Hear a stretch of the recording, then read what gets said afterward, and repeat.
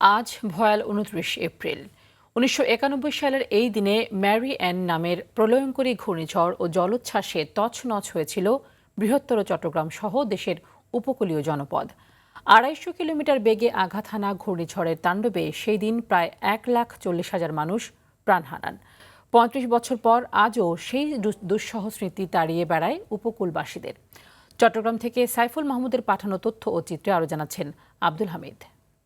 Lily ultrasoft serum gel, যা গভীর থেকে স্কিনে দেয় ৩ গুণ সিরাম হাইড্রেশন। সিরাম জেল হাইড্রেশনে ব্রাইট থাকো সব সিজনে। ১৯৯১ সালের ২৯ এপ্রিল ২৫০ কিলোমিটার বেগে চট্টগ্রাম উপকূলে আঘাত হানে ঘূর্ণিঝড় ম্যারি অ্যান। মুহূর্তেই লণ্ডভণ্ড হয়ে ধ্বংসস্তূপে পরিণত হয় উপকূলের বিস্তীর্ণ অঞ্চল। ঘূর্ণিঝড়ের তাণ্ডবে আনুমানিক ১,৪০,০০০ মানুষ প্রাণ হারান। সর্বস্ব হারিয়ে আশ্রয়হীন হন প্রায় ১ কোটি মানুষ। ঘূর্ণিঝড়ের প্রভাবে সৃষ্ট ২০ ফুট উঁচু জলোচ্ছ্বাসে সবচেয়ে বেশি ক্ষতিগ্রস্ত হয় ভোলার হাতিয়া, চট্টগ্রামের সন্দ্বীপ, আনোয়ারা, বাঁশখালী, কক্সবাজারের চকরিয়া, মহেশখালী ও কুতুবদিয়া অঞ্চল। সেদিনের ভয়াল স্মৃতি দুঃস্বপ্নের মতো এখনো তাড়িয়ে বেড়ায় স্বজনহারা উপকূলবাসীকে। ৯১ সময় তো যানটা কেমন কোনো মতো বাঁচিয়ে আছে আর কি। আমার বড় ছেলে আমার কোলে ছিল, মেজোটা আমার ওয়াইফের কোলে ছিল, একজনের চালের উপরে ছিলাম।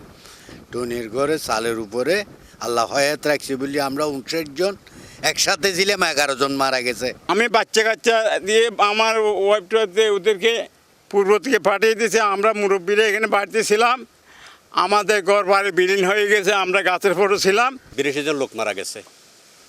এটা যারা দেখছে তারা কখনো বলতে পারবে না। সে সময়ের চেয়ে বর্তমানে এমন ভয়াবহ প্রাকৃতিক দুর্যোগ মোকাবেলায় সক্ষমতা বেড়েছে বাংলাদেশের, বলছেন চট্টগ্রামের ত্রাণ ও পুনর্বাসন কর্মকর্তা। ৯১ সালের ঘূর্ণিঝড়ের যে সিচুয়েশন বা পরিস্থিতি যেটা ছিল, সেটা থেকে এখন আমাদের দুর্যোগ মোকাবেলা বাংলাদেশের সক্ষমতা অনেক বৃদ্ধি পেয়েছে। শতাব্দীর প্রলয়ঙ্কারী সেই দুর্যোগের কথা মনে করে এখনও আতঙ্কে চমকে ওঠেন উপকূলবাসী। ভবিষ্যতে এমন প্রাকৃতিক দুর্যোগ মোকাবেলায় সরকারকে পর্যাপ্ত পূর্ব প্রস্তুতি গ্রহণের পরামর্শ তাদের। আব্দুল হামিদ, RTV।